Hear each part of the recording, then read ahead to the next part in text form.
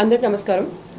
ఈ రోజున హిందూ సమాజం అంతా తలదించుకునేలా ఒక గౌరవమైన పదవిలో ఉంటూ కూడా ఆయన చేసినటువంటి పనులు, ఆయన ప్రవర్తించినటువంటి తీరు ఎప్పుడైతే సోషల్ మీడియా వేదికగా కావచ్చు, మీడియా పరంగా కావచ్చు బయటకు వచ్చి అందరికీ తెలిసిందో అప్పటి నుంచి ఇంత గౌరవమైన పదవిలో ఉండి ఇవా ఈయన చేసే పనులు, ఇదా ఈయన వ్యవహరించే తీరు అనుకుంటూ ఈ రోజున హిందూ సమాజం అంతా తలదించుకునేటువంటి పరిస్థితుల్లో ఉంది.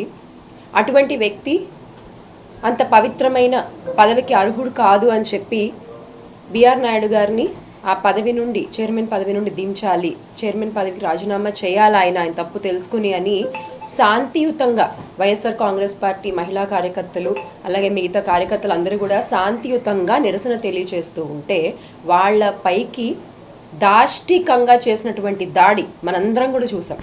ఇప్పుడున్న అక్క వాళ్ళందరూ కూడా ఇక్కడే ఉన్నారు.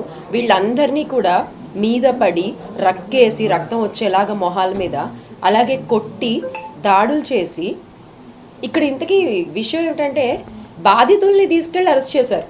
పోలీసుల కళ్ళ ముందే ఇదంతా జరిగింది, పోలీసులు చూస్తూనే ఉన్నారు జరిగిన దాడినంతా కూడా.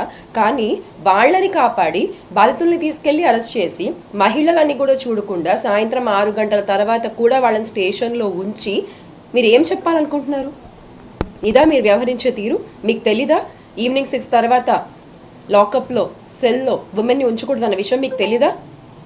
అక్కడికి వీళ్ళు చెప్తూనే ఉన్నారు 6 తర్వాత ఉంచకూడదు కాదన్నా, మేము వెళ్తామన్నా, మమ్మల్ని పంపించండి అని అడుగుతుంటే కూడా ఒక్కళ్ళు రెస్పాండ్ అవ్వలేదు, స్టేషన్లో ఒక్కళ్ళు పట్టించుకోలేదు వీళ్ళ బాధని. ఇదా మీరు మహిళలతో వ్యవహరించే తీరు? మళ్ళీ తెల్లారు లేస్తే ఇంత పొడుగు పొడుగు ఉపన్యాసాలు చెప్తారు ఒక్కొక్కళ్ళు. నిజంగా బిఆర్ నాయుడు గారు ఆ పదవి స్వీకరించినప్పటి నుంచి, ఎందుకంటే నాకు ఆయన పేరు వెనకాల ఆ పదవి చెప్పడం కూడా ఇష్టం లేదు, అందుకే చెప్పట్లేదు. ఆ పదవి స్వీకరించినప్పటి నుంచి కూడా జరుగుతున్నటువంటి దారుణాలు మనం చూస్తూనే ఉన్నాం. ఎన్నో గోవులు చనిపోయాయి గోశాల్లో. దానికి ఆయనే బాధ్యులు. కొండపైన ఇష్టం వచ్చినట్టుగా మద్యం దొరుకుతోంది, కొండపైన ఇష్టం వచ్చినట్టుగా మాంసాహారం దొరుకుతోంది, దానికి ఆయనే బాధ్యులు.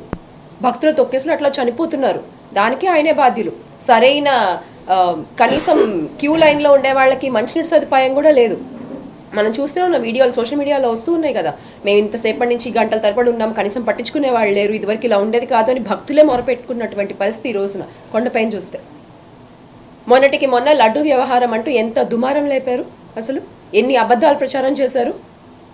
మళ్ళీ నిన్న మీ వీడియోలు బయటకు వస్తే తప్పేంటి అని మాట్లాడుతున్నారు. ఎంత ఆశ్చర్యం అంటే తప్పేంటి అని మాట్లాడతారా మీరు? అంటే ఇదే ప్రశ్న రేపు పొద్దున మీడియా మిత్రులు కానీ ఎవరన్నా వెళ్ళి అడిగితే కూడా ఆయన ఇదే చెప్తారేమో, అవును లడ్డూపై అబద్ధాలు చెప్పాం తప్పేంటి, అవును మహిళలపై మేము రక్తాలు వచ్చేలాగా కొట్టాం తప్పేంటి, అవును కొండపై మాంసాహారం దొరుకుతోంది తప్పేంటి, మందు దొరుకుతోంది తప్పేంటి, భక్తులు చనిపోతారు తొక్కిసలాట్లో తప్పేంటి అని బిఆర్ నాయుడు గారు అడుగుతారేమో అన్ని. ఇలా కాదు కదండి మీరు సమాధానం చెప్పాల్సింది. మీరు దీనికి నైతికత వ్యవహరించాలి, బాధ్యత తీసుకోవాలి.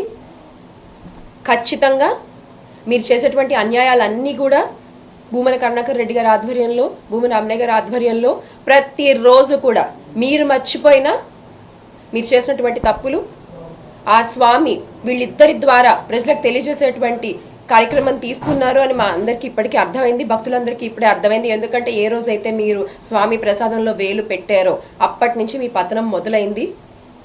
అది ఏ స్థాయికి మీరు పడిపోతారు అనేది 2029లో చూసుకుందాం. అప్పటి వరకు కూడా ఆ స్వామి ఆశీస్సులు, హిందూ మత పెద్దల ఆశీస్సులు, ప్రజల ఆశీస్సులు అన్నీ కూడా భూమన కరుణాకర్ రెడ్డి గారిపై, భూమన అమ్నయ్య గారిపై ఉంటాయి. ఇలాగే ఇంకా గట్టిగా పోరాటాలు చేస్తూనే ఉంటాం. తిరుపతి వేదికగా మీ తప్పుల్ని ప్రశ్నిస్తూనే ఉంటాము.